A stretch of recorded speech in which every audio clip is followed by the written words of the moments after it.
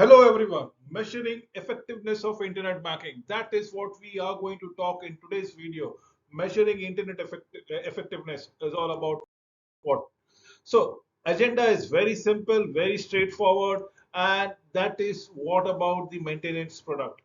How do we go upon maintaining our marketing initiative so that it induces better result or our investment?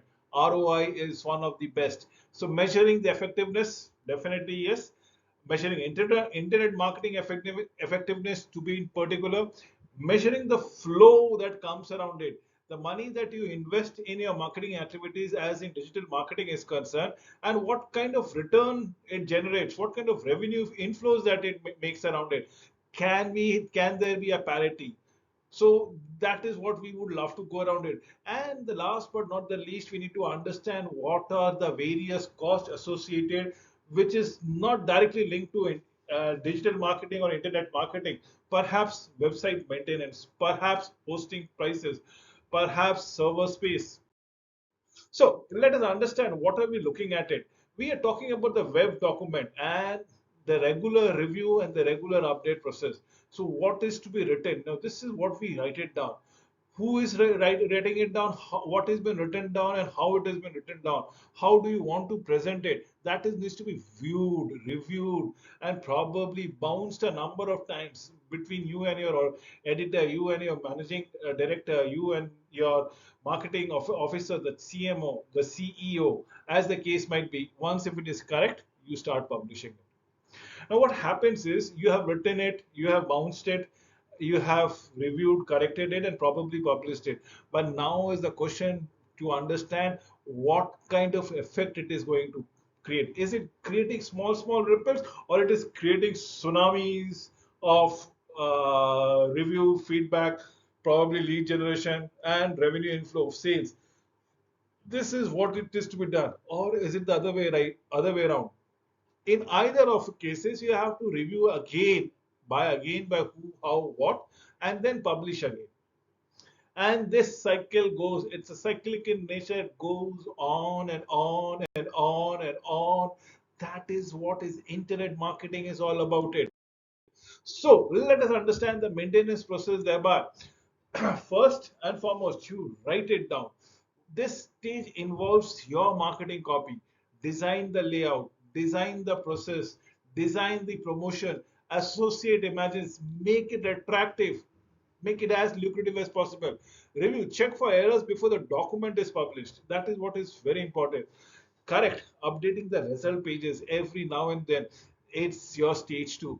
Publish, putting the corrected copy on the net, the web page, check further, check, get feedback, test, final test has been performed on technical issues. Probably again publish it as on when on basis.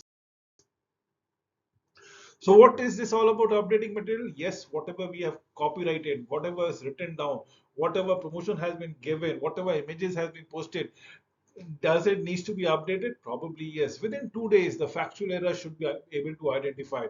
It should not it should not be lurking out there for n numbers of time, because then people will lose hope on the authenticity and professionalism of your organization. So within 2 days, things should be on a rectified fashion. A new news item should be added at least once a week, if not possible once a month. News idea. Now, what is news? I'm looking at a new photographs, new pic, a few lines of promotion, a new item that needs to be going around it, a event to be discussed. Now, these are things that needs to be added, updated as often. This keeps your website maintained and updated in the Google search list also. So that is what is required. When a product information has been static for more than 2 months, the Google algorithm would loses interest onto it. So responsibility of website maintenance, what are we looking into it? The question is, who owns the process? Is it the CTO, the chief technical officer, or CIO, the chief information officer? Who's responsible for the website maintenance? Who owns the content?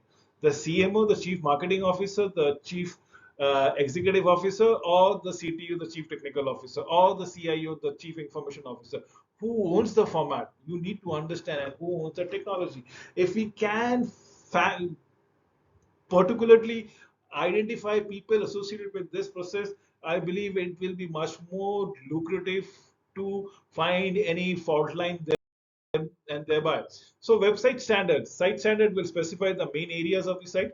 Example, product, customer service, press release, responsibility applies to nobody but the content developer as the case might be. That is what is to be done. Navigation, main menu should always be on a left hand side where I'm showing my cursor. The home button must be accessible from anywhere, absolutely in every pages of your website. There should be a home button which enables you to come back to the front page at a glance. That is what navigation is all about it. Copy style, general guidelines, product specification, individual content developer, each website, each event, each product would have its own requirements. Testing standard, check the sites for different browser types. And when I say browser type, it need not be an Android browser, a Google browser, or probably a Safari browser, but also the screen it is encompassing. So plugins, individual links, speed of downloads of graphics, spell check each page. This is what is required. This is the responsibility of the website designer or the webmaster, if we can call him. The corporate branding and the graphic designer would be telling us about the specific appearance of the company's logos. Should it be appearing at the main page, the main menu, or every page, or what has been recollecting? How do you go around it with the branding of the web page? This is the job of the website designer or the webmaster. Definitely, the sequence has to be done. The process has to be understood. Everybody should be able to go around it. Everybody should be able to highlight their achievements, their sequencing, which should be in logical fashion, and the performance. It should be high-speed performance, not no longer. Your customer might not have a bandwidth. Customer might not have the Wi-Fi access. You should ensure that a website works for all kinds of customer per se. So our corporate objectives are identified in the internet marketing strategies. Probably need to answer this. Our marketing objectives are defined in the internet marketing strategies. Definitely, it's a pivotal part of a digital marketing concept. Are the plan been achieved? Our communication of marketing been identified in the internet? How effective are the different promotional technique used to visit the for the site? Creating a measurement process, highlighting the need for metrics. And whenever we talk about metrics or objectives or goals, it should be smart. Smart, S for specific, M for measurable, A for actionable, R for relevant, and T for time based. If nothing can be based around it, if you cannot put a figure number onto this onto your objective, let's say you want to describe a drawing of a picture, you cannot say the picture has been drawn 50% complete. You just cannot say it. You never know it's 50% complete or not. So you're drawing a landscape or you're drawing any portrait for the matter. How do you give a smart goals? You have to give whether the color combination is good or not. You have to, if you cannot do it any numerical value to it, you can say it should be completed within 1 day, 2 day, 3 weeks, 1 week, 2 week. The time foundation will give you the number. So that is what specific, measurable, actionable, relevant, and time based is all about it. Introducing the technique to collect metrics, summarize result, review the metrics, acting on the results is what we are looking forward to. So, which measures to use? This is what you need to understand as far as business you are doing. You need to understand what business are you in. How does it? Is it the production business? Are you into the mining business? If it is a mining oriented business, you cannot have a customer related output or metrics. So it has to be production. It has to be ton per day. How many tons of, let's say, coal you have extracted? You need to go around it. If you are in a customer centric business, let's say you have a restaurant business or hotel business, you have 50-room hotel or 100-room hotels. What is the percentage of occupancy? Here you cannot have ton per day, right? You can definitely sell one room for twice in a day, but that becomes exceptional. Usually if it is a 100-room hotel, at best you can say it's a 90% occupancy rate or 99% occupancy rate. So that is what we are looking to it. So marketing effectiveness measures, and last but not the least, from where on your sales are coming is what digital marketing or internet marketing effectiveness. If your sales have been funneled through various kind of sources, from digital marketing, from face-to-face marketing, from your vendors marketing, from your third-party licenses or joint ventures. So what percentage comes from a digital initiative? That needs to be measured around here. And that is what we are talking as far as business effectiveness measure is concerned. This is where the direct online contribution is to be denoted, identified, and highlighted. Indirect online contribution to revenue. profitability of website, return on investment, operational and cost reduction as the case might be. This is what we are looking forward to. Then comes at level 2, marketing effectiveness measures. Customer acquisition or a new lead generation by the website. This is important. Sales generated directly and indirectly by the website. Impact on market penetration and demand as the case might be. Customer satisfaction, retention rates of clients who uses the internet compared with those who do not. And that is what you need to understand. There might be a sizable population in your audiences who are not internet savvy. This is very important to point it out, and probably this you need to find and need to focus out. Incremental or cross sale achieved through internet, probably yes, there might be your product and there can be other products of the customers or your vendors which get navigated through your portal. So that needs to be understood. Impact of internet on customer satisfaction, believe me, that's impeccable, because customer can directly speak to the company on an online fashion. They can only leave a remark on X is the social media site, and probably the company can revert back on this X. It's a direct website linkage that comes around it, and that needs to be understood. Internet sales, and how do we go around it? Internet sales as a proportion of the all of the sales made by the company. What percentage is coming from digital marketing initiatives? Internet sales is a proportion of internet sales of the company as the case might be. Level 2 is the marketing cost, and this is phenomenal. Marketing cost is a phenomenally lower cost as far as digital initiative is concerned, vis-a-vis the traditional marketing methods. Cost of acquiring a new customer, minimal, absolutely low. Cost of developing or supporting an existing customer relationship through time, probably on a real-time basis can be done. Also, some less intangible elements such as corporate image and brand enhancement, building long-term client relationship and reducing the churn of the customer. You can always get your customer engaged altogether, and that is what we are looking for it. Next is internet marketing effectiveness. What do you capture? How do you capture? How effective are we attracting the customers to site using online and offline promotion methods? Content, how well are customers supported with information and ease of use through content and design of site? Customer orientation, does the content suit its target audiences? Are you looking at it? Probably your target audience is approximately 50 plus age group, but you are putting in ads which is probably attracting the teenagers. They might be liking your ad, probably they want to utilize the product, but 50 something means the product that you are selling is expensive, either expensive or they are not meant for use for the teenagers.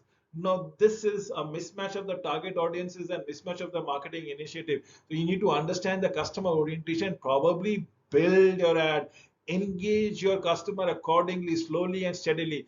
Community and interactivity, word of mouth works absolutely in a most impressive fashion, if at all.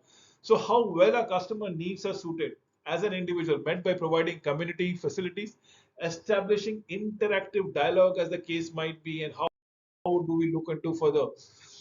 Next is your awareness, efficiency. How many people are aware of your operation, business operation? I'm sure about it. I'm talking about it. If there are a sizable population who are not aware of an initiative, a business initiative that you're talking around it, you need to educate them. And now you need to let me know if these target audiences are internet oriented, internet savvy. If not, how do you plan to get them on? How do you plan to engage them? But believe me or not, mostly everybody, approximately 80% of the total population across the globe has some kind of net activity, and people, irrespective of the age group, have an affinity towards the social media. So please understand that thing. Next is the locatability and attractability efficiency. You can very well pinpoint exactly which customer from which geolocation is accessing or trying to access the information of your product, of your company. So number of individual visits, number of seekers that are visiting or coming to your website can always be seen. The footfalls are visibly, the digital footfalls are kept behind. Contact efficiency, you can generate a lead, number of active visitors, their mobile number, their email IDs. Conversion efficiencies, the number of purchases accordingly. So, number of walk-ins, number of website visit, number of landing on your web page, vis-a-vis the number of sales that goes around it. If it is 5%, 10%, extremely good, absolutely good. If it 20%, it is fabulous. In fact, you are doing wonderful job that nobody else can do around here. Then comes the retention efficiency, as in the loyalty customers. Are there a loyal following for a product or a website? The repurchases will able to tell it to you, the number of purchases and the number of repurchases. Online measurement methods. What are we looking out here? It is the web metrics that we talk about it. The server log files, the hit, the page impression, the views, the site impression, the user session, how long a person is watching your video, how long a person is browsing on your website before they move or skip or jump. That is what needs to be understood as the user sessions. The website auditors, as the case might be. Then we have the log file information, page impression for different part of the site, page impression broken down by different time interval, page impression by domain, absolutely domain, your knowledge, your portal, your domain, page impression by browser type, be it Android, be it the proprietary Windows browser, be it the proprietary um, Apple browser, be it the other ancillary browser that is easily available, and I am not quoting any of the browser's name. So referring site, exit pages, what are the document trail that goes around it, how many people, how many times the people wanted to put in their details and in the midway they left their details, they did not hit the submit button. Now you can always keep a track over it, right? Average length of the visit, for how long duration they were browsing through their website. The tools, what are the tools? I am just giving on the tools for you, for the audiences. These are which will help it to you to understand web trends, the number of visits onto your websites. Webtrends.com. You just have to copy paste your URL. URL is Uniform Resource Locator, or the World Wide Web, www dash whatever your website is all about it. Put it in web trends, it will give you the footfall. The freeware tools, as in what all tools that is required, which all pages the people are spending the most time, which all segment of people are spending most time, how easily they are able to access your action button or not. Web usage is bootle.com. W usage, Android media, it will be telling you which all media they are playing it out, the whole videos within your website. Are they watching the whole content of it? Are they going through all the flash videos that has been there? The Internet Pro Site Audit, ipro.com. You have Microsoft Site Analyst, as in Microsoft.com. Superstat, a very basic web analyzer, is superstats.com. Believe me, whatever I've told you about hitbox.com or redeye.com, I am giving you only free tools. There are web paid version also, but then these tools will be very good for elementary audiences like you people. I intend you to visit all this site, make a screenshot of this particular screen right now, what are you having it down, and probably visit them at your own luxury time. I That is the reason why I spent more than 100 seconds on this particular slide itself, for you to understand. Now let us understand what is a individual behavior. First and foremost thing, an individual, is he or she probably have taken it into his or her stride about your website, about your product, about your services? Is he or she putting his or her details around it? A suitable incentive is what we are looking for: a registration, a welcome bonus of 10%, an upfront discount of 20%, a surprise gift that goes around it. The delivery is, the first delivery is completely on us. So most customer will give information if they receive something in return. A tacit agreement to enter a medium, probably a long-term agreement with the customer, that he or she will enter the site again. For the next purchase, you have these bonuses that comes around it. Trust on the part of the customer, which will be based on his or her perception altogether. The cookies, the click tracking, as the case might be. Now, these were online methods that I've told you. What are the offline method of metric collection? Let's say inquiries or leads, as the number of sales from online, number of email that you receive, phone call mentioning the website where they have access to your phone numbers, fixed inquiry mentioning your website. Every time there's an inquiry, there might be inquiry, physical inquiry, which says in your website, we have visited or we came to know through your website such and such thing. So these are your inquiry, these are your leads. Sales, online sales, or sales in which customers state that they have loved their product or they have come to know about their product from or the feedback about their product online before they are actually purchasing things. Conversion rate can be calculated separately for customers who are registered online and those who are not. Definitely, yes. Even if you have offline sale, there might be many people who have already registered themselves online to avail a certain discount, and that show the online tariff altogether, the online traffic altogether. The retention rates is the churn of the customer using the website lower. Customer satisfaction, focus group, questionnaire, interviews, mystery shoppers, brand enhancement, focus groups and surveys as and when on basis, evaluation and promotional method. What are we looking at? We are looking at being unaware, about being aware, attitude, preferences, intention, trial, repeat, as on when on basis, and that is what we want to go around it. Evaluation of the performance, being aware, being unaware, being attitude, what is the preferences, and so on and so forth. Now let us go with the communication effects. How well the page is attractive for the audience, for your participants, for your understand. Does it have a catchphrase? Does it have a catch photographs or a video? Does it have a straight phrase or headline that is grabbing eyeballs? How does the page feel to the readers? How does the page lead the reader to go further? Is it appealing enough? Is it effective enough? Does people follow through the call to action button, as in message, as in put in details, as in call them, or do they speak to the Autobots as in there? So yes, let us understand the customer loyalty, satisfaction, and brand impact. Before we wind up, first and foremost thing, you can always understand customer loyalty through an online questionnaire. 1 minute questionnaire is sufficient enough. 1 minute means 10 to 12 questions, and it will give you a brief ideas about what exactly the customer is feeling. If people, a number of people actually filling for that 1.5 minute of a questionnaire of 10 to 12 questions, completing it, despite the fact that all questions lead to negative connotations or negative remark, mere fact that they are submitting, completing it says they're engaging themselves with your company. The company has a bright future despite all negative remark. If it is a positive remark, you don't need to say elaborate anything else. So online questionnaire helps around it.